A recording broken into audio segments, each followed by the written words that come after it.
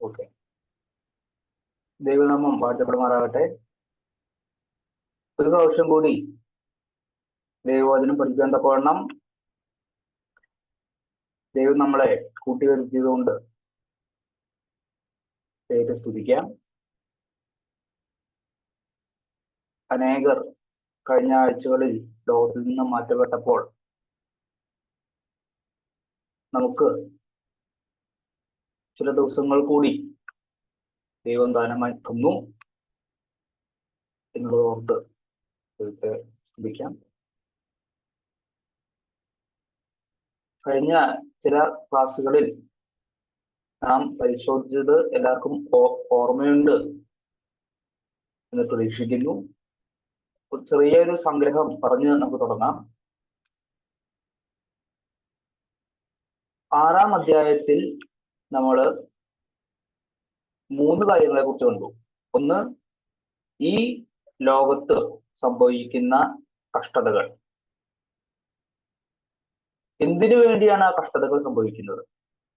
ഒന്ന്, യുദ്ധങ്ങൾ, ക്ഷാമം, രക്തച്ചൊരിച്ചിലുകൾ, മഹാമാരികൾ.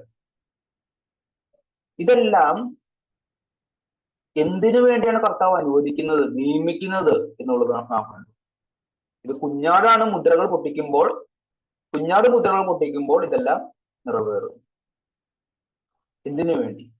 ഒന്ന്, നീതി നടപ്പാക്കാൻ വേണ്ടി, വിഗ്രഹാരാധികളെ ന്യായം വിധിക്കുക. 2, വിശ്വാസികൾക്ക് ബാലശിക്ഷ നൽകുവാൻ വേണ്ടി. ഇതല്ലാതെയും ഒരു കാരണമുണ്ട്. വിശ്വാസികളെ അവരുടെ വിശ്വാസത്തിന്റെ പരിശോധനയ്ക്കായിട്ട്, വിശുദ്ധീകരണത്തിന് വേണ്ടി. ഈ വിധത്തിൽ ഉപദ്രവം സഹിച്ചവരെ കുറിച്ച്, ഉപദ്രവം സഹിച്ച വിശ്വാസികളുടെ ആത്മാക്കൾ അവരുടെ മരണാനന്തരം സ്വർഗത്തിലേക്ക് പ്രവേശിക്കുന്നു. അവരെ കുറിച്ചാണ് 5-ാം മുദ്ര പൊട്ടിക്കുമ്പോൾ യോഹന്നാൻ കണ്ടത്. അവർ ഇന്ന് സ്വർഗത്തിലാണെന്നും അവരുടെ ആത്മാക്കൾ ഈ ഭൂമിയിൽ ആയിരുന്നതിനേക്കാളും അനുഗ്രഹിക്കപ്പെട്ട അവസ്ഥയിലാണ് എന്നുള്ളതെന്നും നാം കണ്ടു. എന്നാൽ ആ അനുഗ്രഹിക്കപ്പെട്ട അവസ്ഥ അവർ അനുഭവിക്കാൻ പോകുന്ന പുനരുദ്ധാനാനന്തരം അനുഭവിക്കാൻ പോകുന്ന ആ പൂർത്തിയിലേക്ക് എത്തിയിട്ടില്ലത് വരെ. അതിനുള്ള കാരണങ്ങൾ ഇതാണ്.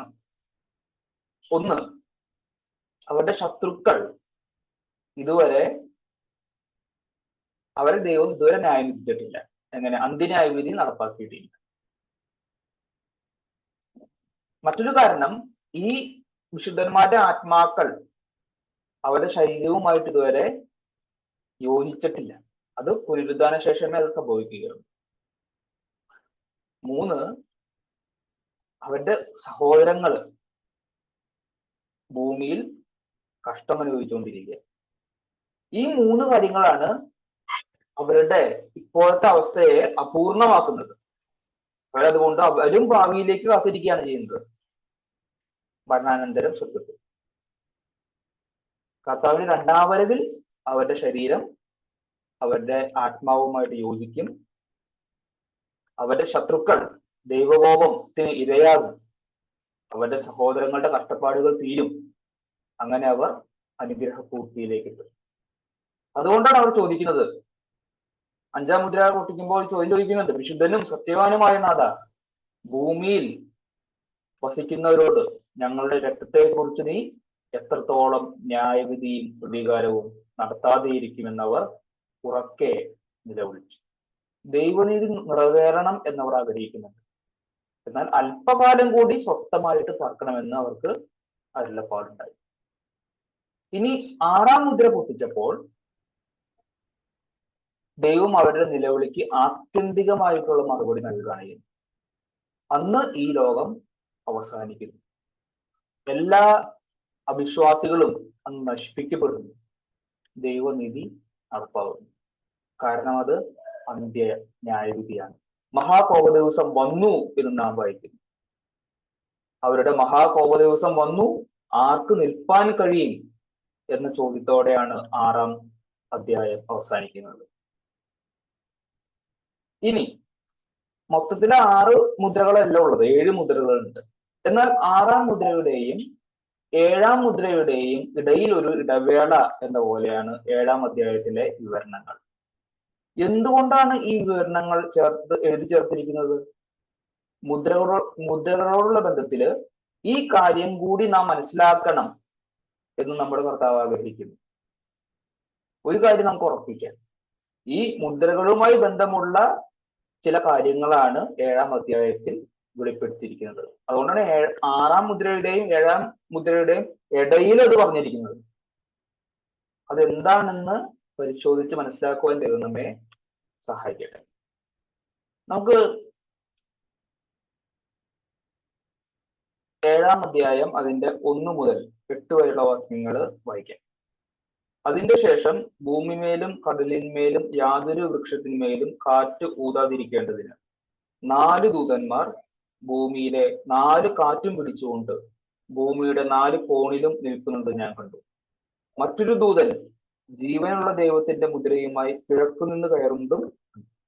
അവൻ ഭൂമിക്കും സമുദ്രത്തിനും കേടുവരുത്തുവാൻ അധികാരം ലഭിച്ച 4 ദൂതന്മാരോട്, നമ്മുടെ ദൈവത്തിന്റെ ദാസന്മാരുടെ നെറ്റിയിൽ ഞങ്ങൾ മുദ്രയിട്ട് കഴിയുവോളം ഭൂമിക്കും സമുദ്രത്തിനും വൃക്ഷങ്ങൾക്കും കേടുവരുത്തരുത് എന്ന് ഉറക്കെ വിളിച്ചു പറഞ്ഞു. മുദ്രയേറ്റവരുടെ എണ്ണവും ഞാൻ കേട്ടു. ഇസ്രായേൽ മക്കളുടെ സകല ഗോത്രത്തിലും ഇന്ന് മുദ്രയേറ്റവർ 144,000 പേർ. 5 മുതൽ 8 വരെയുള്ള വാക്യങ്ങളില് 12 ഗോത്രങ്ങളെയും പേരുപേരായിട്ട് പറഞ്ഞിട്ട് ആ ഗോത്രത്തിൽ നിന്നും മുദ്രയേറ്റവർ 12,000 പേർ എന്നാണ് പറഞ്ഞിരിക്കുന്നത്. മൊത്തം 144,000 പേര്. ഇവിടെ നാം വായിച്ച സ്ഥലത്ത് ഒന്ന് പരിശോധിച്ചു കഴിഞ്ഞാൽ ഭൂമിമേലും കടലിന്മേലും വൃക്ഷത്തിന്മേലും കാറ്റ് ഊടുന്ന ഒരു കാറ്റ്, അതിന്റെ 4 കാറ്റുകൾ എന്നാണ് പറഞ്ഞിരിക്കുന്നത് അല്ലെ. 4 കാറ്റും പിടിച്ചുകൊണ്ട് ഇരിക്കുന്ന 4 ദൂതന്മാര്. അപ്പൊ ഈ ഭൂമിമേൽ ഊതുന്ന കാറ്റ് 4 കാറ്റുകൾ എന്നാണ് പറഞ്ഞിരിക്കുന്നത്. എന്നാൽ അവരെ പിടിച്ചേക്കുന്നത്, അവരെ നിയന്ത്രിക്കുന്ന 4 ദൂതന്മാർ. വേറൊരു ദൂതനെയും കണ്ടു. എങ്ങനെ? ആ ദൂതന്റെ കയ്യിൽ ജീവനുള്ള ദൈവത്തിന്റെ മുദ്രയുണ്ട്. ആ ദൂതൻ ദർശനത്തിൽ കിഴക്ക് നിന്ന് കയറി വരുന്നു.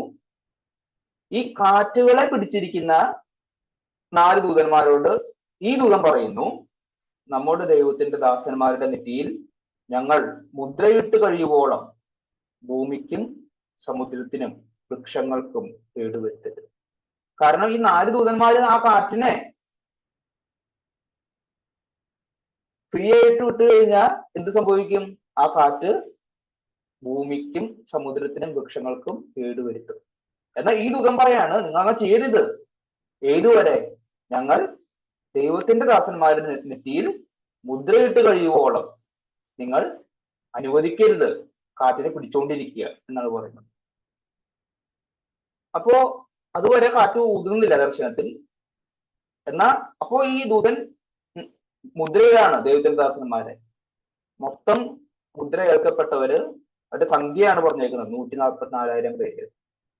അവർ ആരാണെന്നുള്ളതും പറഞ്ഞിട്ടുണ്ട്. ഇസ്രായേൽ മക്കളുടെ സകല ഗോത്രത്തിൽ നിന്നും മുദ്രയേറ്റവരാണ് അവർ, 144,000 പേർ. വ്യക്തതയ്ക്ക് വേണ്ടി ചില ചോദ്യങ്ങൾ നമുക്ക് ചോദിക്കാം. ഒന്ന്, ഈ മുദ്രയുടെയും 7 മുദ്രകളും തമ്മിൽ എന്താണ് ബന്ധം? ദൈവത്തിന്റെ ദാസന്മാരുടെ നെറ്റിയിൽ മുദ്ര ഇടുന്നതും നാം 6-ാം അധ്യായത്തിൽ വായിച്ചതും 8-ാം അധ്യായത്തിന്റെ 1-ാം വാക്യത്തിലുള്ളതുമായ 7 മുദ്രകൾ, അതും തമ്മിൽ എന്താണ് ബന്ധം? 1. 2, ഈ മുദ്ര ഇടുന്നതിന്റെ ഉദ്ദേശം എന്താണ്? 3, മുദ്രയിടുക എന്നാൽ എന്താണ്? ഏറ്റവും അവസാനമായിട്ട് മുദ്രയേറ്റവർ ആരൊക്കെയാണ്? ഇതാണ് നമുക്ക് പരിശോധിക്കാനായിട്ടുള്ളത്. നമുക്ക് ആദ്യത്തെ വാക്യം വായിക്കാം. അതിന്റെ ശേഷം ഭൂമിമേലും കടലിന്മേലും യാതൊരു വൃക്ഷത്തിനുമേലും കാറ്റ് ഊതാതിരിക്കേണ്ടതിന് 4 ദൂതന്മാർ ഭൂമിയെ 4 കാറ്റും പിടിച്ചുകൊണ്ട് ഭൂമിയുടെ 4 കോണിലും നിൽക്കുന്നത് ഞാൻ കണ്ടു. അതിന്റെ ശേഷം ഞാൻ കണ്ടു എന്നാ പറയുന്നത്. ഏതിന്റെ ശേഷം? ആറാം മുദ്ര പൊട്ടിച്ചു കഴിഞ്ഞതിന് ശേഷം. അപ്പോ ആറാം മുദ്ര പൊട്ടിക്കുമ്പോൾ സംഭവിച്ച കാര്യങ്ങളൊക്കെ യോഹന്നാൻ ദർശനത്തിൽ കണ്ടു. അതിന്റെ ശേഷമാണ് ഈ കാര്യം കണ്ടത്. എന്താണ് ഇതിന്റെ അർത്ഥം? ആറാം മുദ്ര നിറവേറി കഴിഞ്ഞതിന് ശേഷം ഈ കാര്യങ്ങൾ നിറവേറുമെന്നാണോ അതിന്റെ അർത്ഥം?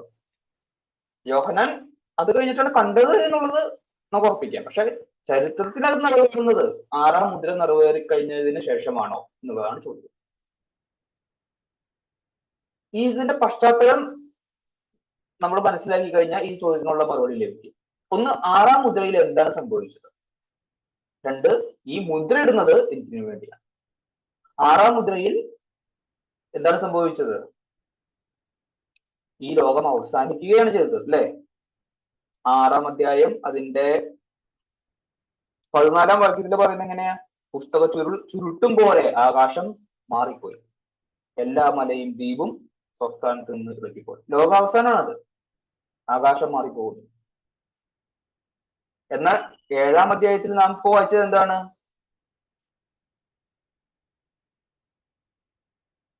അതിന്റെ 3-ാം വാക്യത്തില് 7:3 പറയുന്നത് എന്താ?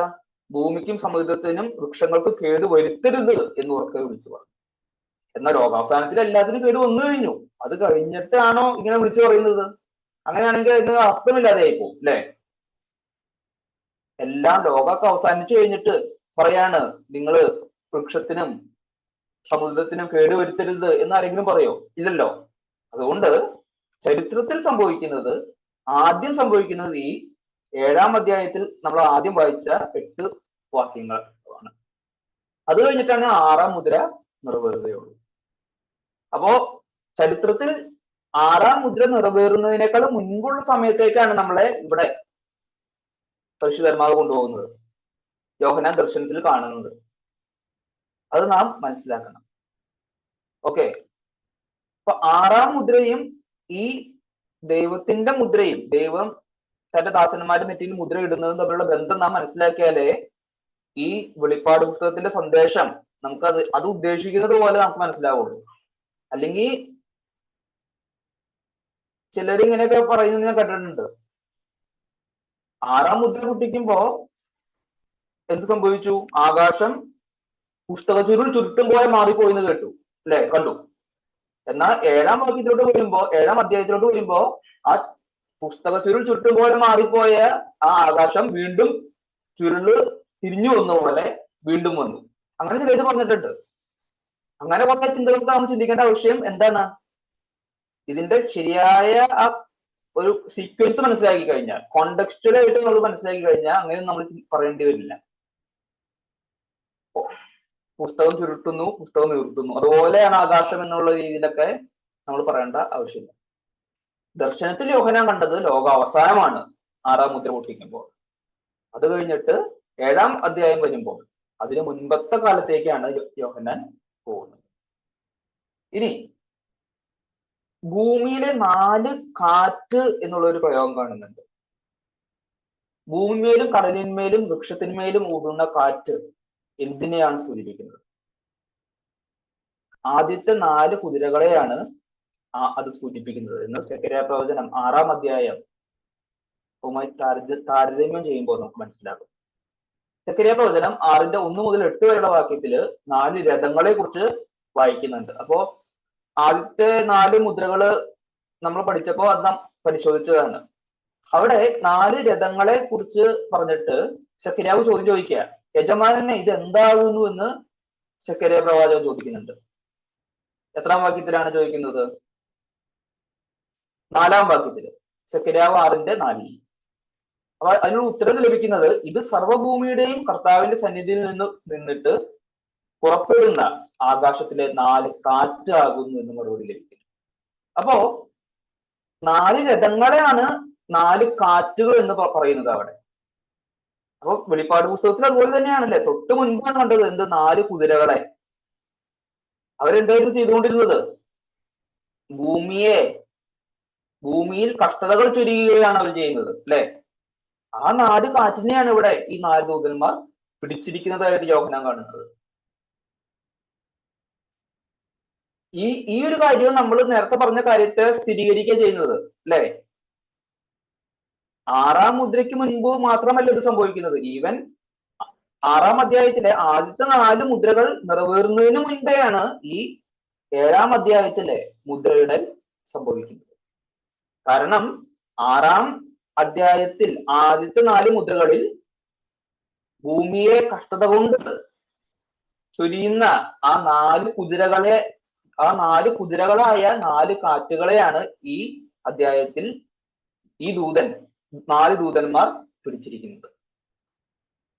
ഈ 4 ദൂതന്മാർ ആ കാറ്റിനെ തുറന്നു വിടുമ്പോൾ എന്ത് സംഭവിക്കും? അവർ ഭൂമിയിൽ കഷ്ടതകൾ ചൊരിയും. അങ്ങനെയാണ് നാം അത് പശ്ചാത്തലത്തിൽ നിന്നും മനസ്സിലാക്കുക. 6-ാം അധ്യായത്തില് എന്താ സംഭവിച്ചത്? 4 കുതിരകളെ പുറപ്പെടുവാൻ കൽപ്പിക്കുന്ന 4 ജീവികളെ കുറിച്ചാണ് വായിച്ചത്. എന്നാൽ 7-ാം അധ്യായത്തില് 4 കാറ്റുകളെ, അതായത് 4 കുതിരകളെ നിയന്ത്രിക്കുന്ന, അതായത് പിടിച്ചിരിക്കുന്ന 4 ദൂതന്മാരെ കുറിച്ച് കാണുന്നു. അപ്പൊ ഇവിടെ ഒരു സിമിലാരിറ്റി ഉണ്ട്. അതുകൊണ്ട് 6 മുദ്രകളും ദൈവത്തിന്റെ മുദ്രയുടെയും തമ്മിലുള്ള ബന്ധം നാം ശരിയായി മനസ്സിലാക്കണം. 6 മുദ്രകൾ പൊട്ടിച്ചതിന് ശേഷമാണ് യോഹന്നാൻ ഈ ദൈവത്തിന്റെ ദാസന്മാരെ മുദ്രയിടുന്നതിനെ കുറിച്ച് കാണുന്നത്. എന്നാൽ ഈ ദൈവത്തിന്റെ ദാസന്മാരെ മുദ്രയിടുന്നത് 6 മുദ്രകളും ചരിത്രത്തിൽ നിറവേറുന്നതിനും മുന്നമേയാണെന്ന് നാം മനസ്സിലാക്കണം. പശ്ചാത്തലം നമ്മെ ആ ഒരു വീക്ഷണത്തിലേക്കാണ് നയിക്കുന്നത്. ഒരു പ്രാവശ്യം കൂടി ഞാനതൊന്ന് സംഗ്രഹിക്കാം. 6 മുദ്രകളും യോഹന്നാൻ കണ്ടു. അത് കഴിഞ്ഞിട്ടാണ് 7-ാം അധ്യായത്തിലെ ദൈവത്തിന്റെ ദാസന്മാരെ മുദ്രയിടുന്നത് യോഹന്നാൻ കാണുന്നത്. അതില് ഒരു സീക്വൻസ് ഉണ്ട്. എന്നാൽ അത് നിറവേറുന്നതിന്റെ സീക്വൻസ് നേരെ ഓപ്പോസിറ്റ് ആണ്, നേരെ തിരിച്ചാണ്. ആദ്യം നിറവേറുന്നത് എന്താ? ഈ മുദ്രയിടലാണ് ദൈവത്തിന്റെ ദാസന്മാരെ. അത് കഴിഞ്ഞിട്ടാണ് ഈ 4 കാറ്റുകൾ എന്ന 4 കുതിരകൾ അയക്കുന്നത്. അത് കഴിഞ്ഞിട്ടാണ് 6-ാം മുദ്ര സംഭവിക്കുന്നത്, നിറവേറുന്നത്. ഈ ഒരു കാര്യം നാം മനസ്സിലാക്കണം. ഇനി ജീവനുള്ള ദൈവത്തിന്റെ മുദ്രയാണ് ഈ ദാസന്മാരുടെ നെറ്റിയിൽ പതിപ്പിക്കുന്നത്. എന്താണ് അതിന്റെ ഉദ്ദേശം? നാം വായിക്കുന്നുണ്ട്, നമ്മുടെ ദൈവത്തിന്റെ ദാസന്മാരുടെ നെറ്റിയിൽ ഞങ്ങൾ മുദ്രയിട്ട് കഴിയുവോളം ഭൂമിക്കും സമുദ്രത്തിനും വൃക്ഷങ്ങൾക്കും കേടുവരുത്തരുത്. സംരക്ഷണമാണ് ഈ മുദ്രയിടലിന്റെ ഉദ്ദേശം. എന്നാൽ ഭൗതികമായ, അതായത് ശരീരത്തിന്റെ സംരക്ഷണമാണോ ഇതുകൊണ്ട് ഉദ്ദേശിക്കുന്നത്? മുദ്രകൾ പൊട്ടിക്കുമ്പോൾ ഉണ്ടാകുന്ന കഷ്ടത്തിൽ നിന്നും വിശ്വാസികൾക്കും ജീവഹാനി സംഭവിക്കുന്നുണ്ട് എന്ന് നാം മുദ്രകളെ കുറിച്ച് പഠിച്ചപ്പോൾ നാം കണ്ടു. കാരണം ഇതിൽ നിന്നൊക്കെ മരിച്ച വിശ്വാസികളുടെ ആത്മാക്കളാണ് 5-ാം മുദ്ര പൊട്ടിക്കുമ്പോൾ അവിടെ നിലവിളിക്കുന്നത്. അപ്പൊ അതുകൊണ്ട് ശരീരത്തിന്റെ സംരക്ഷണം അല്ല ഇവിടെ ഉദ്ദേശിക്കുന്നത്. പിന്നെന്തായിരിക്കും? ആത്മീയ സംരക്ഷണമാണ് ഇതുകൊണ്ട് ഉദ്ദേശിക്കുന്നത്. ഈ കഷ്ടതയുടെ മധ്യത്തിലും അവർ ദൈവത്തെ നമസ്കരിക്കുവാൻ ഈ മുദ്രയുടെ ഇടയാക്കും. ഈ കഷ്ടത വരുമ്പോ ദൈവം തള്ളിപ്പറയാതെ രക്ഷയിൽ ഉറച്ചു നിൽക്കുവാൻ ഉള്ള ദൈവത്തിന്റെ സംരക്ഷണമാണ്, സംരക്ഷണത്തിന്റെ വിധിയാണ് ഈ മുദ്രയുടെ. അവരുടെ ആത്മാവിനെ ദൈവം സംരക്ഷിക്കുന്നു. ആ വിധിയാണ്, ഈ ഡിക്രി ആണ് ഈ മുദ്രയുടെ എന്നതുകൊണ്ട് ഉദ്ദേശിക്കുന്നത്. മുദ്രയേൽക്കാത്തവർ കഷ്ടതയോട് പ്രതികരിക്കുന്നതും മുദ്രയേറ്റവർ കഷ്ടതയോട് പ്രതികരിക്കുന്നതും വ്യത്യസ്ത രീതിയിലാണ്. അതിന്റെ കാരണം എന്താണ്? ഈ മുദ്രയിടലാണ്. മുദ്രയേൽക്കാത്തവരെങ്ങനെയാണ് കഷ്ടതയോട് പ്രതികരിക്കുന്നത്? നമുക്ക് വെളിപ്പാട് പുസ്തകം 9-ന്റെ 20-ഉം 21-ഉം വാക്യം വായിക്കാം. വെളിപ്പാട് പുസ്തകം 9-ന്റെ 20-ഉം 21-ഉം വാക്യം. ഈ ബാധകളാൽ മരിച്ചു പോകാത്ത ശേഷം മനുഷ്യരോ ദുർഭൂതങ്ങളെയും കാണുവാനും കേൾപ്പാനും നടപ്പാനും വഹിയാത്ത പൊന്ന്, വെള്ളി, ചെമ്പ്, കല്ല്, മരം ഇവ കൊണ്ടുള്ള ബിംബങ്ങളെയും നമസ്കരിക്കാതെ വണ്ണം തങ്ങളുടെ കൈപ്പണി വിട്ട് മാനസാന്തരപ്പെട്ടില്ല. തങ്ങളുടെ കൊലപാതകം, ക്ഷുദ്രം, ദുർനടപ്പ്, മോഷണം എന്നിവ വിട്ട് മാനസാന്തരപ്പെട്ടിട്ടില്ല. അവരെത്ര അനുഭവിച്ചിട്ട് അവര് മാനസാന്തരപ്പെടുന്നില്ല. അതുപോലെ തന്നെ വെളിപ്പാട് 16-ന്റെ 9-ല് മനുഷ്യർ അത്യുഷ്ണത്താൽ വെന്തുപോയി. ഏറ്റവും വലിയ കഷ്ടതയാണല്ലേ അത്. എന്നാൽ ഈ ബാധകളുടെ മേൽ അധികാരമുള്ള ദൈവത്തിന്റെ നാമത്തെ ദുഷ്ടതല്ലാതെ അവന് മഹത്വം കൊടുക്കാൻ തക്കവണ്ണം മാനസാന്തരപ്പെട്ടു. അതുപോലെ തന്നെ ഈ 4 കുതിരകൾ അവിടെ കഷ്ടതകൾ ചൊരിയുമ്പോഴും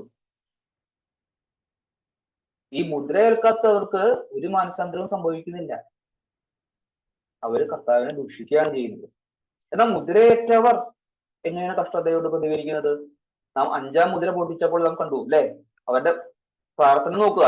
വിശുദ്ധനും സത്യവാനുമായ നാഥ, ഈ കാര്യങ്ങൾ ചെയ്തതിലെല്ലാം നീ വിശുദ്ധനും സത്യവാനുമാണ്, അങ്ങേക്ക് ഒരു തെറ്റുമില്ല. ആ ഒരു അവർ മരിച്ചവരാണ്. അവര് രക്തം ചിന്തി അവരുടെ ശരീരവുമായി വേറിട്ട് നിൽക്കുന്ന ആത്മാക്കളാണ് ഇങ്ങനെ പറയുന്നത് ദർശനത്തിന്. അപ്പോഴും അവർ കർത്താവിനെ ദുഷിക്കല്ല ചെയ്യുന്നത്. വിശുദ്ധനും സത്യവാനുമായ നാഥ എന്നാണ് പറയുന്നത്. അപ്പോസ്തല പ്രവൃത്തികൾ 5:41 പറയുന്നു, തിരുനാമത്തിന് വേണ്ടി അപമാനം സഹിപ്പാൻ യോഗ്യരായി എണ്ണപ്പെടുകയാൽ അവർ സന്തോഷിച്ചുകൊണ്ട് ന്യായാധിപ സംഘത്തിന്റെ മുന്നിൽ നിന്ന് പുറപ്പെട്ടു പോയി. എന്താണ് ഇതിന് കാരണം? കാരണം ഈ 4 കാറ്റുകൾ, അതായത് 4 കുതിരകളെയും ഈ കഷ്ടതയ്ക്ക് വേണ്ടി നിയമിക്കുന്നതിന് മുന്നമേ ദൈവം തനിക്കുള്ളവരെ മുദ്രയിട്ടു. അതുകൊണ്ടാണ് ഈ മുദ്രയിട്ടവർ ഈ കഷ്ടതയുടെ മധ്യത്തിലും ദൈവത്തെ മഹത്വീകരിക്കുന്നത്. അപ്പോ ഇതിന്റെ ഉദ്ദേശം വിശ്വാസികളുടെ ആത്മീയ സംരക്ഷണമാണ്. അപ്പോൾ ഈ കഷ്ടതകൾ നിമിത്തം ആരുടെയും രക്ഷ നഷ്ടപ്പെടുകയില്ല. യഥാർത്ഥത്തിൽ വിശ്വാസികളായവർ വിശ്വാസികളായി തന്നെ അവസാനം വരെ ഉറച്ചു നിൽക്കും, റിസീവർ ചെയ്യും. അത് ദൈവം അവരെ കാരണം പ്രിസേർവ് ചെയ്യുന്നത് കൊണ്ടാണ് ദൈവം അവരെ സംരക്ഷിക്കുന്നത്. ദൈവത്തിന്റെ മുദ്ര അവരുടെ മേലുണ്ട്. വെളിപ്പാട് പുസ്തകം 17:8 പറയുന്നുണ്ട്, ലോകസ്ഥാപനം മുതൽ ജീവപുസ്തകത്തിൽ പേരെഴുതാതിരിക്കുന്ന ഭൂവാസികൾ എല്ലാവരും ദുഷ്ടമൃഗത്തെ കണ്ട് അതിശയിക്കും. എന്നാ മുദ്രയുള്ളവരോ അവര് അതിശയിക്കില്ല. അത് എത്ര വലിയ അടയാളങ്ങൾ കാണിച്ചാലും ഈ മുദ്രയുള്ളവർ ദുഷ്ടമൃഗത്തെ കണ്ട് അതിശയിക്കില്ല. അത് ഈ ദൈവം നൽകുന്ന ഉറപ്പാണത്. ദൈവത്തിന്റെ സംരക്ഷണത്തിന്റെ വിധിയാണത്. വെളിപ്പാട് 13:8 പറയുന്നുണ്ട്, മൃഗത്തെ കണ്ട് നമസ്കരിക്കുന്നത് ആരാ? മുദ്രയേൽക്കാത്തവരാണ്. നമസ്കരിക്കുന്നത് മുദ്രയേൽക്കാത്തവർ. എന്നാൽ ജീവപുസ്തകത്തിൽ പേരെഴുതിയവർ എന്ത് സംഭവിക്കും? അവർ മൃഗത്തെ നമസ്കരിക്കും. വേറൊരു കാര്യം കൂടിയുണ്ട്. ദൈവത്തിന്റെ മുദ്രയേറ്റവരെ ഭൂതങ്ങൾക്ക് തൊടുവാൻ സാധിക്കില്ല. അതിനോട് അനുവാദം കൊടുത്തിട്ടില്ല ദൈവം. എന്നാൽ ആ സംരക്ഷണം മുദ്ര ഏൽക്കാത്തവർക്ക് ഒരിക്കലും ലഭിക്കില്ല. വെളിപ്പാട് പുസ്തകം 9:4 നെറ്റിയിൽ ദൈവത്തിന്റെ മുദ്രയില്ലാത്ത മനുഷ്യർക്കല്ലാതെ ഭൂമിയിലെ പുല്ലിനും പച്ചയായതൊന്നിനും യാതൊരു വൃക്ഷത്തിനും കേടുവരുത്തരുതെന്ന് അതിന് കൽപ്പനയുണ്ടായി. ഈ ഭൂതങ്ങളും ഈ അവിശ്വാസികളായ ഈ തെരഞ്ഞെടുക്കപ്പെടാത്തവരെ ഈ ഭൂതങ്ങൾ ആക്രമിക്കും. എന്നാൽ ഈ മുദ്രയൊക്കെ ഏറ്റവർക്കോ ആ ഒരു കാര്യത്തെ കുറിച്ച് പേടിക്കേണ്ട. ചില കാര്യങ്ങൾ നാം പേടിക്കേണ്ട ആവശ്യം പോലുമില്ല. ചില കാര്യങ്ങൾ നാം സൂക്ഷിക്കണം. ചില കാര്യങ്ങൾ നാം ഒരിക്കലും പേടിക്കേണ്ട ആവശ്യമില്ല. അതിലൊന്നാണ് ഈ ഭൂതബാധ. വിശ്വാസികൾ ഈ ഭൂതബാധയെ കുറിച്ച് പേടിക്കേണ്ട. കാരണം മുദ്രയേറ്റവരെ ദൈവം സംരക്ഷിക്കും. പിശാചിനെ ഏൽപ്പിക്കില്ല അത് ദൈവം. മുദ്രയേറ്റവരെ ദൈവം പിശാചിനാൽ നിയന്ത്രിക്കപ്പെടുവാൻ അനുവദിക്കില്ല. കാരണം അവർ പുത്രന്റെ വകയാണ്. എന്താണ് ഇനി ഈ ജീവനുള്ള ദൈവത്തിന്റെ മുദ്ര എന്ന് നാം പരിശോധിക്കാം. ദൈവത്തിന്റെ ദാസന്മാരുടെ നെറ്റിയിൽ മുദ്രയിടുന്നതായാണ് യോഹന്നാൻ കണ്ടത്. വെളിപ്പാട് 7:3. എന്നാൽ നെറ്റിയിലാണ് മുദ്രയിടുന്നത്. യോഹന്നാൻ കണ്ടത് അങ്ങനെയാണ്. വെളിപ്പാട് പുസ്തകം 14:1 നാം ഇങ്ങനെ വായിക്കുന്നു. 14:1 പിന്നെ ഞാൻ സിയോൻ മലയിൽ കുഞ്ഞാടും അവനോടുകൂടെ നെറ്റിയിൽ അവന്റെ നാമവും പിതാവിന്റെ നാമവും എഴുതിയിരിക്കുന്ന 144,000 പേര് നിൽക്കുന്നത് കണ്ടു. അവിടെ ഈ 144,000 പേരുടെ നെറ്റിയിൽ അവന്റെ നാമവും കുഞ്ഞാടിന്റെ നാമവും പിതാവിന്റെ നാമവും എഴുതിയിരിക്കുന്നു. അപ്പോൾ ഈ മുദ്ര എന്ന് പറയുന്നത് എന്താണ്? കുഞ്ഞാടിന്റെ നാമമാണ്, പിതാവിന്റെ നാമമാണ്. അതാണ് മുദ്രയിട്ടിരിക്കുന്നത്. ഒരു കാര്യം ഞാൻ ഇതിനോട് ബന്ധത്തിൽ പറയാം. കാരണം ഈ ഒരു വിഷയത്തോടുള്ള ബന്ധത്തിൽ നാം അത് പറഞ്ഞു കഴിഞ്ഞാൽ കാര്യങ്ങൾ മനസ്സിലാവും. മൃഗവും തന്റെ അടിമകളെ മുദ്രയിടുന്നുണ്ട്. വെളിപ്പാട് പുസ്തകം 13:16-17. അതും നെറ്റിയിൽ തന്നെയാണ് മുദ്രയിടുന്നത്. മൃഗവും മുദ്രയിടുന്നതിന്റെ ആ മുദ്ര എന്താണെന്ന് വെച്ച് കഴിഞ്ഞാൽ മൃഗത്തിന്റെ പേരാണ്, പേരിന്റെ സംഖ്യയാണ്. വെളിപ്പാട് 13:16-17 നാം അത് കാണുന്നുണ്ട്. മൃഗത്തിന്റെ പേരോ പേരിന്റെ സംഖ്യയോ ആയ മുദ്ര, അത് നെറ്റിയിലും വലങ്കയിലുമാണ് എടുക്കുന്നത്. ഒരു സാമ്യമുണ്ട് അല്ലെ, ഒരു സിമിലാരിറ്റി ഉണ്ട്. കുഞ്ഞാട് തനിക്കുള്ളവയെ മുദ്രയിടുന്നു, നെറ്റിയിൽ മുദ്രയിടുന്നു. മൃഗവും അങ്ങനെ ചെയ്യുന്നുണ്ട്. മൃഗം കുഞ്ഞാടിനെ കോപ്പി ചെയ്യുകയാണ് ചെയ്യുന്നത് അല്ലെ. എന്നാൽ ഇതിപ്പോ പറയാൻ കാരണം, മൃഗത്തെ കുറിച്ച് സംസാരിക്കാൻ കാരണം, ഈ മൃഗത്തിന്റെ മുദ്രയെ പറ്റി അനേകം കെട്ടുകഥകൾ പ്രചരിക്കുന്നുണ്ട്. പലതും അസംബന്ധങ്ങളാണ്, നോൺസെൻസ്. മൃഗത്തിന്റെ മുദ്ര എന്നാൽ എന്തോ മൈക്രോ ചിപ്പുകളാണെന്ന് ചിലർ കരുതുന്നുണ്ട്.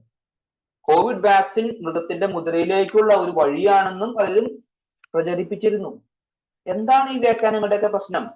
ഊഹാപോഹങ്ങൾ അടിസ്ഥാനമാക്കിയുള്ള വ്യാഖ്യാനങ്ങളാണ് ഇതെല്ലാം.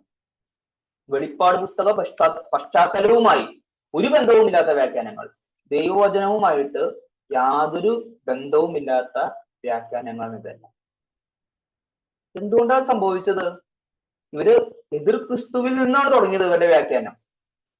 അതുകൊണ്ടാണ് ഇത് സംഭവിക്കുന്നത്. എതിർ ക്രിസ്തുവിൽ നിന്ന് തുടങ്ങിക്കഴിഞ്ഞാൽ ഒരു ക്ലാരിറ്റി ഉണ്ടാകാൻ പോകുന്നില്ല. കുഞ്ഞാടിൽ നിന്ന് തുടങ്ങണം. കുഞ്ഞാടിന്റെ മുദ്രയെ കുറിച്ച് പഠിച്ചിട്ട് എതിർ ക്രിസ്തുവിന്റെ മുദ്രയെ കുറിച്ച് പഠിച്ചു കഴിഞ്ഞാൽ നമുക്കത് കൂടുതലായിട്ട് എളുപ്പത്തിൽ മനസ്സിലാക്കാം. മൃഗം മാത്രമല്ല, കുഞ്ഞാടും തന്റെ ജനത്തെ മുദ്രയിടുന്നുണ്ട്. എന്നാൽ കുഞ്ഞാട് മുദ്ര ഇട്ട് എന്നതിന്റെ, കുഞ്ഞാട് തനിക്കുള്ളവർക്ക് മുദ്രയിടുന്നു എന്നതിന്റെ വല്ല ശാരീരിക അടയാളവും അവരുടെ നെറ്റിയിലുണ്ടോ? നമ്മെ കർത്താവ് മുദ്രയിടുന്നുണ്ട്.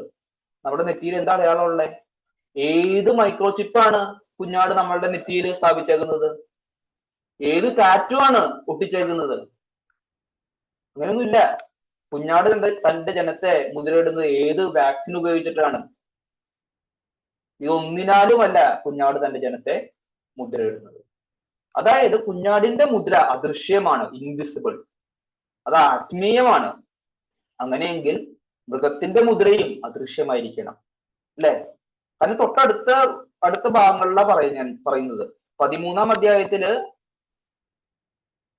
13-ന്റെ അവസാനത്തിലാണ് പറയുന്നത് മൃഗം നെറ്റിയിൽ മുദ്ര ഇടുന്നു എന്നുള്ളത്. 14-ന്റെ 1-ാം വാക്യത്തിൽ പറയാണ് കുഞ്ഞാടിന്റെ നാമവും ദൈവത്തിന്റെ നാമവും ഈ 144,000 പേരുടെ നെറ്റിമേൽ എഴുതിയിരിക്കുന്നു എന്നുള്ളത്. അപ്പൊ ഇത് ആക്ഷരികമാണെങ്കിൽ എല്ലാം ആക്ഷരികമാണ് അല്ലെ? ഒരെണ്ണം മാത്രം ആക്ഷരികം, മറ്റത് അലങ്കാരികം. അങ്ങനെ പറഞ്ഞു കഴിഞ്ഞാൽ ഒരു ഇൻകോൺസിസ്റ്റൻസി വരും. നമുക്കൊരു കാര്യം അറിയാം, കുഞ്ഞാടിന്റെ മുദ്ര അദൃശ്യമാണ്. ആരുടെയും നെറ്റിയിലെ ചിപ്പോ വേറെ ഒരു പച്ചകുത്തലോ ഒന്നുമില്ല. അങ്ങനെയാണെങ്കിൽ മൃഗത്തിന്റെ മുദ്രയും വെളിപ്പാട് പുസ്തകത്തിന്റെ പശ്ചാത്തലത്തിൽ അത് ഇൻവിസിബിൾ ആണ്, ആത്മീയമാണ്. തന്റെ ആത്മാവിനാലാണ് യേശുക്രിസ്തു തന്റെ ജനത്തെ മുദ്രയിട്ടിരിക്കുന്നതെന്ന് പുതിയ നിയമ വേദഭാഗങ്ങൾ നമ്മെ പഠിപ്പിക്കും. 2 കൊരിന്ത്യർ 1:21-22 പറയുന്നുണ്ട്, നമ്മെ മുദ്രയിട്ടും ആത്മാവ് എന്ന അച്ചാരം നമ്മുടെ ഹൃദയങ്ങളിൽ തന്നുമിരിക്കുന്നു. എഫെസ്യർ 1:13 പറയുന്നു, പരിശുദ്ധാത്മാവിനാൽ മുദ്രയിട്ടിരിക്കുന്നു. എഫെസ്യർ 4:30 പറയുന്നു, ദൈവത്തിന്റെ പരിശുദ്ധാത്മാവിനെ ദുഃഖിപ്പിക്കരുത്, അവനാലല്ലോ നിങ്ങൾക്ക് വീണ്ടെടുപ്പ് നാളിനായി മുദ്രയിട്ടിരിക്കും. ഇനി മുദ്ര ഏറ്റവരെ കുറിച്ച് നമുക്ക് പഠിക്കാം. ആരാണ് ഈ മുദ്രയേറ്റവർ? മുദ്രയേറ്റവരിൽ ആരൊക്കെ ഉൾപ്പെടുന്നുണ്ട്? വിശ്വാസികൾ എല്ലാവരും ഇതിൽ ഉൾപ്പെടുന്നുണ്ടോ? അതോ വിശ്വാസികളിൽ ഒരു ചെറിയൊരു ശേഷിപ്പ് മാത്രമാണോ ഇതിൽ ഉൾപ്പെടുന്നത്? അല്ലെങ്കിൽ യഹൂദന്മാരിൽ നിന്നും മാത്രം രക്ഷിക്കപ്പെട്ടവരാണോ ഇതിൽ ഉൾപ്പെടുന്നത്? എല്ലാവരും, വിശ്വാസികൾ എല്ലാവരും ഈ മുദ്ര ഇടുന്നവരിൽ ഉൾപ്പെടുന്നുണ്ട് എന്ന് ചിന്തിക്കുന്നതാണ് യുക്തം. അതിന്റെ ഒന്നാമത്തെ കാരണം വെളിപ്പാട് പുസ്തകം 14-ന്റെ 3-ാം വാക്യം വായിക്കാം. വെളിപ്പാട് പുസ്തകം 14-3. അവർ സിംഹാസനത്തിനും 4 ജീവികൾക്കും മൂപ്പന്മാർക്കും മുൻപാകെ ഒരു പുതിയ പാട്ട് പാടി. ഭൂമിയിൽ നിന്ന് വിലയ്ക്ക് വാങ്ങിയിരുന്ന 144,000 പേർക്കല്ലാതെ ആർക്കും ആ പാട്ട് പഠിക്കാൻ കഴിഞ്ഞു. അവിടെ ഈ മുദ്രയേറ്റവർ ഭൂമിയിൽ നിന്ന് വിലയ്ക്ക് വാങ്ങപ്പെട്ടവരാണ്. അവർക്കല്ലാതെ വേറെ ആർക്കും പുതിയ പാട്ട് പഠിക്കാൻ കഴിഞ്ഞില്ല എന്ന് പറഞ്ഞിരിക്കുന്നു. ഒരു അബ്സല്യൂട്ട് ആൻഡ് എക്സ്ക്ലൂസീവ് സ്റ്റേറ്റ്മെന്റ് ആണ്. അവർക്ക് ഈ 144,000 പേർക്ക് മാത്രമേ ആ പാട്ട് പഠിപ്പിക്കാൻ കഴിഞ്ഞിട്ടുള്ളൂ, പഠിക്കാൻ കഴിയുള്ളൂ. വേറെ ആർക്കും, അവരുടെ പുറത്തുള്ള വേറെ ആർക്കും ഈ പാട്ട് പഠിപ്പാൻ കഴിഞ്ഞില്ല എന്നാണ് പറയുന്നത്. എന്ന് പറഞ്ഞു കഴിഞ്ഞാൽ എല്ലാ വിശ്വാസികളും ഈ 144,000 പേരിൽ ഉൾപ്പെടണം.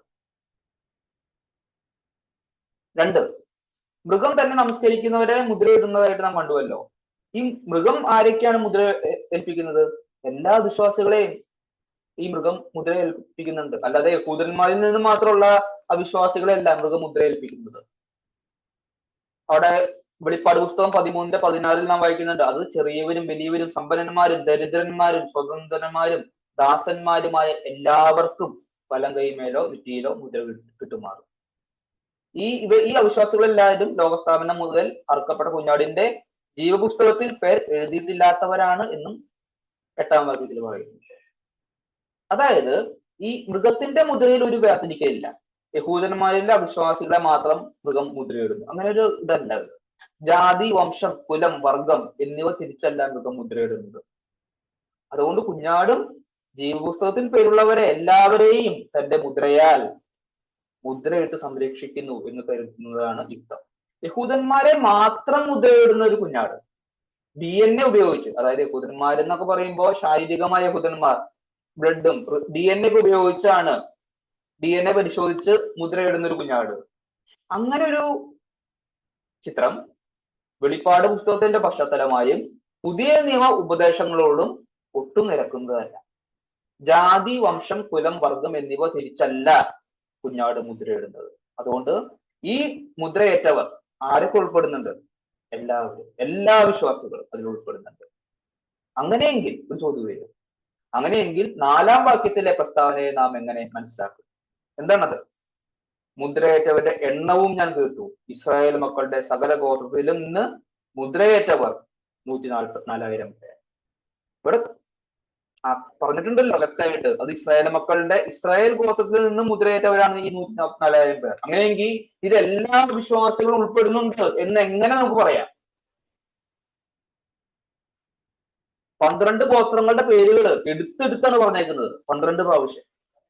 അതിന്റെ അർത്ഥം അത് അക്ഷരികമായിട്ട് ശാരീരികമായ, അതായത് ബയോളജിക്കൽ ഇസ്രായേലൈറ്റ്സ് അല്ലേ, ഫിസിക്കൽ ഇസ്രായേൽ അല്ലേ എന്നുള്ള ചോദ്യം വരും. കാരണം വീണ്ടും എംഫസൈസ് ചെയ്ത് പറഞ്ഞുകൊണ്ട് ഗോത്രങ്ങൾ എന്ന്.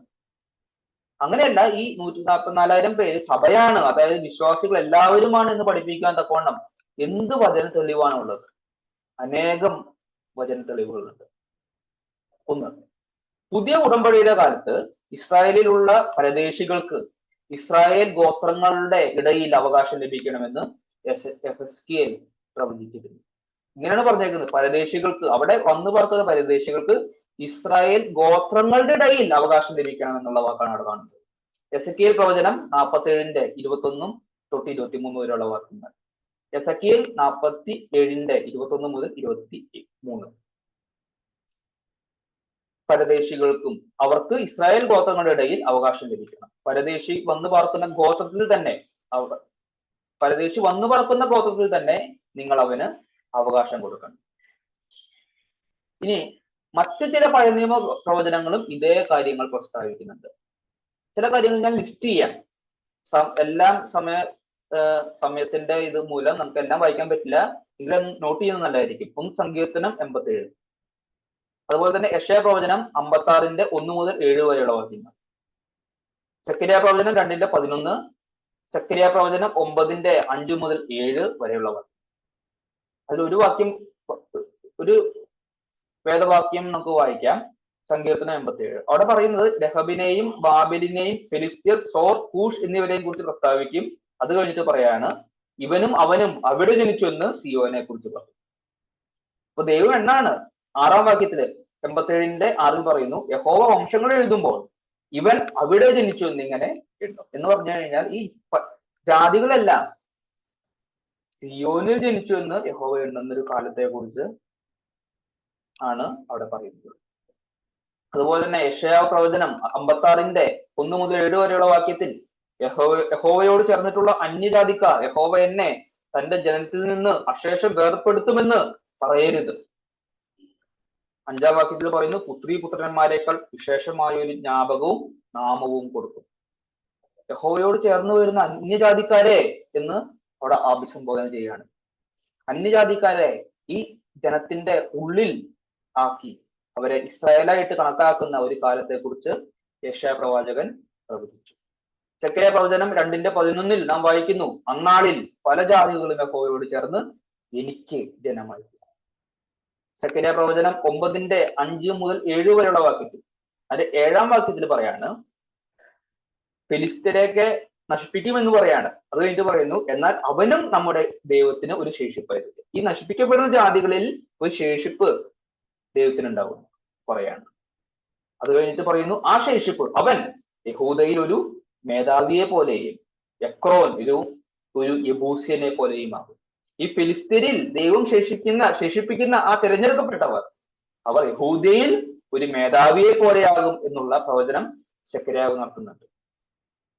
ഈ 3-ാമത്തെ കാരണം, വിശ്വാസികൾ ദൈവത്തിന്റെ ഇസ്രായേലിന്റെ ഭാഗമാണെന്ന് പുതിയ നിയമം വ്യക്തമായിട്ട് സാക്ഷ്യപ്പെടുത്തുന്നു. എഫെസ്യർ 2:11-12 വാക്യത്തിൽ, നിങ്ങൾ അക്കാലത്ത് നിങ്ങൾ ക്രിസ്തുവിനെ കൂടാതെ ഉള്ളവരും ഇസ്രായേൽ പൗരതയോട് സംബന്ധമില്ലാത്തവരുമാണ് എന്ന് പറഞ്ഞിരിക്കുന്നു. അതിന്റെ അർത്ഥം ഇപ്പോഴവര് എന്താണ്? ഇസ്രായേൽ പൗരതയോട് സംബന്ധമുള്ളവരാണ്. ഫിലിപ്പിയർ 3:3 നാം ഇങ്ങനെ വായിക്കുന്നു, നാമല്ലോ പരിച്ഛേദനക്കാർ. പരിച്ഛേദനക്കാർ എന്ന് പറയുന്നത് ഇസ്രായേലിന്റെ വേറൊരു സിനോനിമാണ്, വേറൊരു പേരാണ്. നാമല്ലോ പരിച്ഛേദനക്കാർ എന്ന് ഫിലിപ്പിയയിലെ ജാതികളോട് പറയുമ്പോൾ അവരാണ് യഥാർത്ഥത്തിൽ ഇസ്രായേൽ എന്നാണ് പൗലോസ് സാക്ഷ്യപ്പെടുത്തുന്നത്. 4-ാമത്തെ കാരണം, വെളിപ്പാട് പുസ്തകം 3:12 വാക്യം. അവിടെ വായിക്കുന്നത് ഇങ്ങനെയാണ്, വെളിപ്പാട് 3:12, ജയിക്കുന്നവനെ ഞാൻ എന്റെ ദൈവത്തിന്റെ ആലയത്തിൽ ഒരു തൂണാക്കും, അവൻ ഒരിക്കലും അവിടെ നിന്ന് പോകുകയില്ല. എന്റെ ദൈവത്തിന്റെ നാമവും എന്റെ ദൈവത്തിന്റെ പക്കൽ നിന്ന് സ്വർഗത്തിൽ നിന്ന് തന്നെ ഇറങ്ങുന്ന പുതിയ യെരൂശലേം എന്ന എന്റെ നഗരത്തിന്റെ നാമവും എന്റെ പുതിയ നാമവും ഞാൻ അവന്റെ മേൽ എഴുതും. വിശ്വാസികളുടെ മേൽ എഴുതുന്ന ഒരു നാമത്തിന്റെ പേര് നെറ്റിയിൽ എഴുതാണ്, അല്ലെങ്കിൽ അങ്ങനെ പറഞ്ഞിട്ടില്ല. വിശ്വാസികളുടെ മേൽ പുതിയ യെരൂശലേം എന്ന ദൈവത്തിന്റെ നഗരത്തിന്റെ നാമം എഴുതും. അങ്ങനെ എഴുതാമെങ്കിൽ, ഒരു വിശ്വാസിയുടെ മേൽ പുതിയ യെരൂശലേം എന്ന് എഴുതാമെങ്കിൽ അവരെ ഇസ്രായേൽ ഗോത്രങ്ങളിൽ ഉൾപ്പെടുത്തിയാൽ അതിൽ എന്താണ് തെറ്റ്? അതിൽ നാം ആശ്ചര്യപ്പെടേണ്ട ആവശ്യമൊന്നുമില്ല. അത് വെളിപ്പാട് പുസ്തകത്തിന്റെ ഒരു ഭാഷയാണ്. വെളിപ്പാട് പുസ്തകത്തിന്റെ പശ്ചാത്തലത്തിൽ അതങ്ങനെയാണ്. പുതിയ നിയമ പശ്ചാത്തലത്തിൽ പ്രവാചകന്മാരുടെ ആ പ്രവചനത്തിൽ ജാതികളും തിരഞ്ഞെടുക്കപ്പെട്ട ജാതികൾ ദൈവത്തിന്റെ ഇസ്രായേലിന്റെ ഭാഗമാണ്. ഇസ്രായേൽ ഗോത്രങ്ങളുടെ ഉള്ളിലാണ് അവർ സ്ഥിതി ചെയ്യുന്നത്. വെളിപ്പാട് പുസ്തകം 21 സഭയെ ചിത്രീകരിക്കുന്ന ഒരു ചിത്രീകരണമുണ്ട്. സഭയെ ഒരു നഗരമായിട്ടാണ് ചിത്രീകരിക്കുന്നത്. വെളിപ്പാട് 21:12-13 വാക്യങ്ങൾ. അതിൽ പറയാണ്, അതിന് പൊക്കമുള്ള വൻമതിലുണ്ട് ആ നഗരത്തിന്. കുഞ്ഞാടിന്റെ കാന്തയാണ് ആ നഗരം എന്നാണ് പറഞ്ഞേക്കുന്നത്. അത് സഭയാണല്ലോ. ആ കാന്തയ്ക്ക് പൊക്കമുള്ള വൻമതിലുണ്ട്, 12 ഗോപുരങ്ങൾ എന്ന് പറഞ്ഞ ഗേറ്റ്, 12 ഗോപുരങ്ങളുണ്ട്. ഗോപുരങ്ങളിൽ 12 ദൂതന്മാരുമുണ്ട്. ഇസ്രായേൽ മക്കളുടെ 12 ഗോത്രങ്ങളുടെയും പേർ കൊത്തിയിട്ടുമുണ്ട്. അപ്പൊ ഈ ഗോപുരങ്ങളിൽ കൊത്തിയിട്ടുള്ള പേര് ആരുടെയാണ്? ഈ ഇസ്രായേൽ മക്കൾ 12 ഗോത്രങ്ങളുടെ പേരാണ്. സഭ എന്ന പട്ടണത്തിന്റെ ഗോപുരങ്ങളിൽ കൊത്തിയിട്ടുള്ള പേരെന്താണ്? 12 ഗോത്രങ്ങളുടെ പേരാണ്. നമുക്കറിയാം ഈ 12 ഗോപുരങ്ങളല്ലാതെ വേറൊരു ഗോപുരങ്ങളില്ല. അപ്പൊ അതിലൂടെ കടന്നേ മാത്രമേ അതിലോട്ട് പ്രവേശിക്കാൻ പറ്റുള്ളൂ.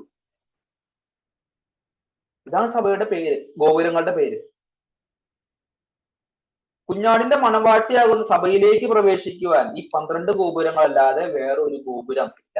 അതിന്റെ അർത്ഥം ഇതാണ്, ദൈവസഭയിലുള്ള എല്ലാവരും, ഒന്നൊഴിയാതെ എല്ലാവരും ദൈവത്തിന്റെ ഇസ്രായേലിന്റെ അംഗങ്ങളാണ്. 12 ഗോത്രങ്ങളുടെയും പേരെഴുതിയ ഗോപുരങ്ങളിലൂടെ അകത്ത് കടക്കാമെങ്കിൽ ആ ഗോത്രങ്ങളിൽ ഒരാളായി ദൈവം ജാതികളിലെ വിശ്വാസികളെ എണ്ണിയാൽ അതിലെന്താണ് തെറ്റ്? അത് എത്രയോ യുക്തമാണ് എന്ന് ഓർക്കുക. ഏറ്റവും അവസാനമായിട്ട് നമുക്ക് വെളിപ്പാട് പുസ്തകം 7-ാം അധ്യായത്തിലോട്ട് തന്നെ വരാം. ഗോത്രങ്ങളുടെ പേരുകൾ രേഖപ്പെടുത്തിയിരിക്കുന്ന ക്രമവും ചില സൂചനകൾ നൽകുന്നുണ്ട്. ഈ ഗോത്രങ്ങളുടെ ലിസ്റ്റ് തുടങ്ങുന്നത് എങ്ങനെയാണ്? യഹൂദ ഗോത്രത്തിൽ മുദ്രയേറ്റവർ എന്നാണ്. ബൈബിളിൽ പഴയ നിയമത്തിലായിട്ട് 3 പ്രാവശ്യമാണ് ഈ ഗോത്രങ്ങളുടെ ലിസ്റ്റ് പറഞ്ഞേക്കുന്നത്. പഴയ നിയമത്തിൽ 3 പ്രാവശ്യം, പിന്നെ വെളിപ്പാട് പുസ്തകത്തിൽ 7. ഒന്ന് ഉൽപ്പത്തി പുസ്തകം 47, സംഖ്യാപുസ്തകം 1-ാം അധ്യായം 17 മുതൽ 46 വരെയുള്ള വാക്യങ്ങൾ, ഒന്ന് ദിനവൃത്താന്തം 2-ാം അധ്യായം 1 മുതൽ 2 വരെയുള്ള വാക്യങ്ങൾ. ഈ മൂന്ന് വേദഭാഗങ്ങളിലും അതിന്റെ ആദ്യത്തെ ഗോത്രം രൂബേൻ ഗോത്രമാണ്. എന്നാൽ വെളിപ്പാട് പുസ്തകം 7-ൽ എന്താ ഉള്ളത്? യഹൂദ ഗോത്രമാണ്. എന്താണ് അത് ഇങ്ങനെ മാറാൻ കാരണം? അങ്ങനെ ആ ഒരു ഓർഡർ മാറ്റാൻ കാരണം എന്താണ്? പഴയ നിയമ വേദഭാഗങ്ങളിൽ എല്ലാം കറക്റ്റ് ഓർഡറിലല്ല കൊടുത്തേക്കുന്നത്. എന്നാൽ 3 ഭാഗങ്ങളിലും ആദ്യമുള്ളത് രൂപേനാണ്. അതാണ് അതിന്റെ ഒരു സിഗ്നിഫിക്കൻസ്. ഇവിടെ ആ ഓർഡർ മാറ്റി. ആദ്യം രൂപേനല്ല, ആദ്യം യഹൂദയാണ്.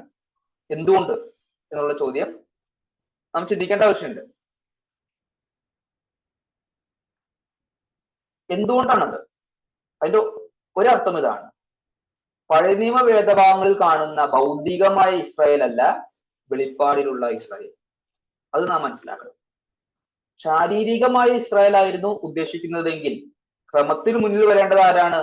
രൂപേനായിരിക്കണം, അല്ലെ? ശാരീരികമായ ഇസ്രായേലിന്റെ മുൻപിൽ ശാരീരികമായ നേതാവ്, അല്ലെ? ചേട്ടനാണ് മുകളിൽ വരേണ്ടത്. എന്നാൽ വെളിപ്പാട് പുസ്തകത്തിൽ ഇസ്രായേലിന്റെ മുന്നിൽ നിൽക്കുന്നത് യഹൂദയാണ്. കാരണം ക്രിസ്തു യഹൂദ ഗോത്രത്തിൽ നിന്നുമാണ് വന്നത്.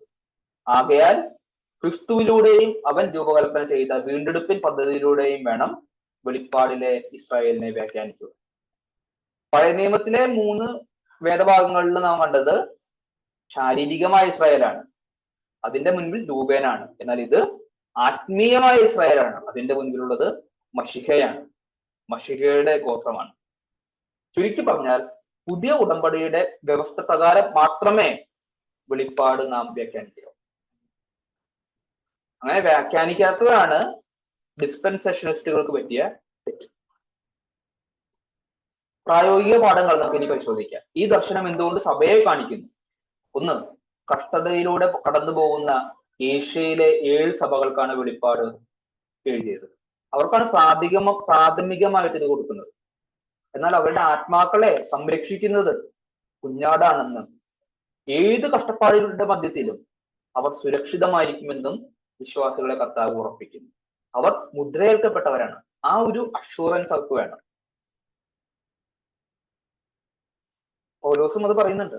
റോമർ 8-37-39 വാക്യത്തിൽ ദൈവസ്നേഹത്തിൽ നിന്ന് നമ്മെ വേർപിരിക്കാൻ കഴിയില്ല.